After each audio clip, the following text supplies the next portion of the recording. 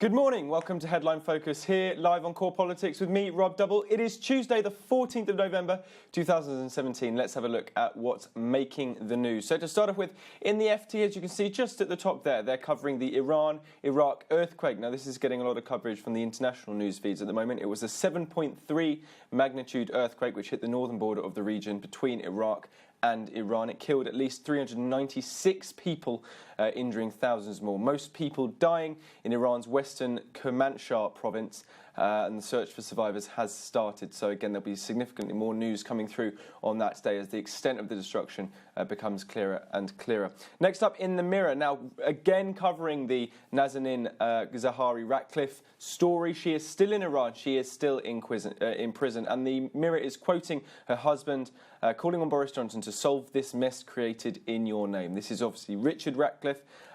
He told the Foreign Secretary to get his wife out of jail in Iran after his gaffe last week. That gaffe, of course, that she was working there training journalists rather than just visiting family, meant that she was rearrested, brought back into court, and could face double her sentence in jail in Iran. Next up, let's look in focus then at the main story, which is, of course, Brexit. Now, yesterday, a very significant moment in terms of the Brexit negotiations for the UK perspective. Parliament has been given a take-it-or-leave-it vote on the actual deal.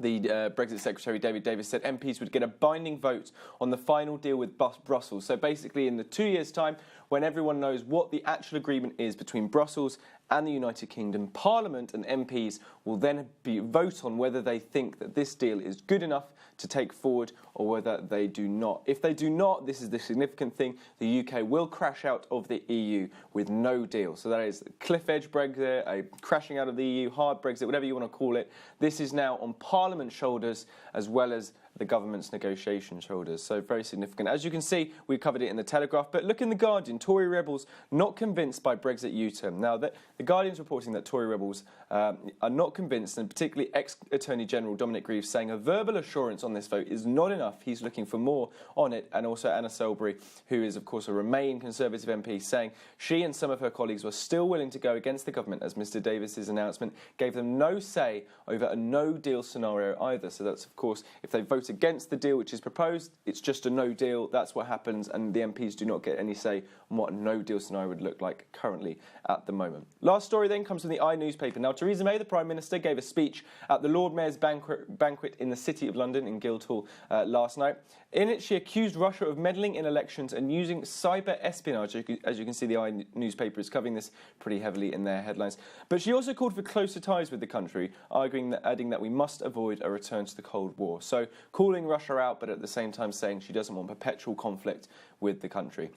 That's pretty much it for today. You're up to date. Don't forget you can find all the latest on what we're doing here on Core Politics on our Facebook page and on Twitter right here. But from me and all the team here at Core London, have yourself a fantastic start to your Tuesday.